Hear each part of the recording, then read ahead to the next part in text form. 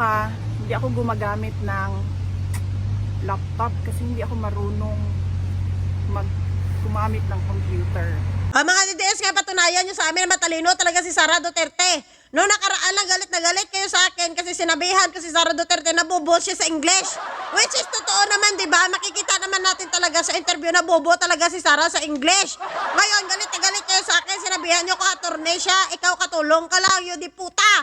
O ngayon, sinabi naman ni Sara Duterte na hindi siya marunong mag-laptop at hindi siya marunong mag-computer, yun di puta.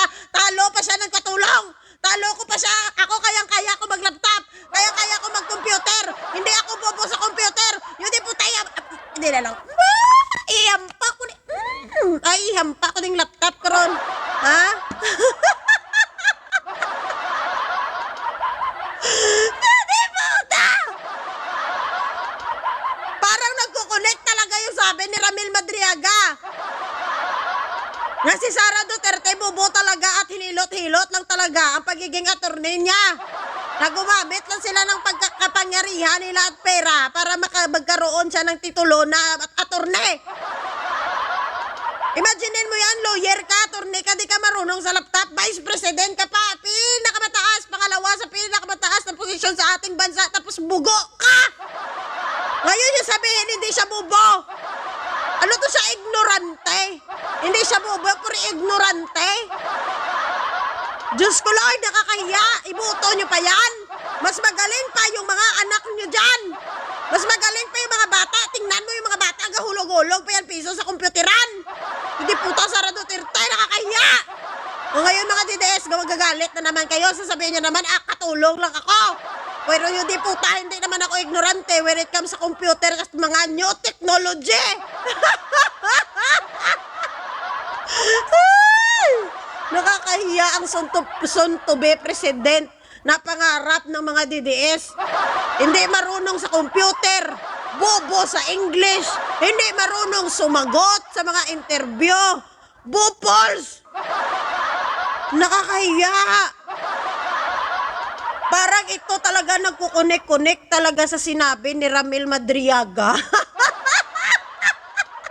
Mismo si Sara Duterte na nagsabi na hindi siya marunong sa computer. Ang tanong kasi sa kanya, kung marunong kung may nabato ba siya talaga na attorney ng laptop.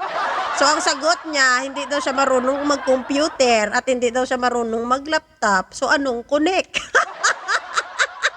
Kahit hindi ka marunong mag-computer, mag-laptop, kung may laptop sa harap mo, kung ihampas mo yan sa bagol sa imong attorney, pwede.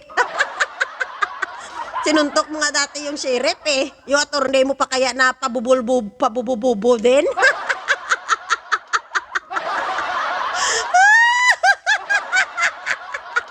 Bobo, yun di puta!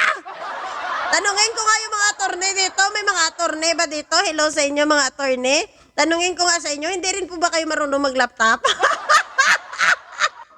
Sa mga law student dito, sa mga nag-aaral ng law, hindi rin ba kayo marunong mag-laptop?